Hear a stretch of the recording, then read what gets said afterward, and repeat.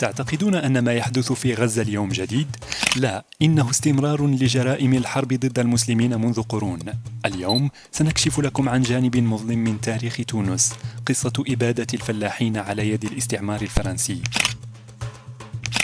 في عهد الاستعمار الفرنسي في تونس شهدت منطقة توزر مأساة حقيقية، فقد قامت القوات الفرنسية بإبادة آلاف الفلاحين الأبرياء بدم بارد لتحقيق أهدافها الاستعمارية.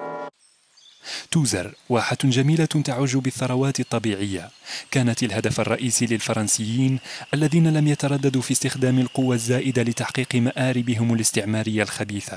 لكن الفلاحين الأبطال لم يستسلموا بسهولة، واستمروا في مقاومة الاستعمار بكل قوة، مما جعل الفرنسيين يتجاوزون كل الحدود في جرائمهم ضدهم. تجمع الفلاحون والمواطنون في توزر في مظاهرات وتمردات، رافعين شعار الحرية والكرامة، متحدين القوات الاستعمارية رغم خطر الموت. كانت لحظة حرب على الفلاحين، فقد فقدوا كل شيء، لكنهم استمروا في الصمود والنضال لأجل تحقيق العدالة والحرية.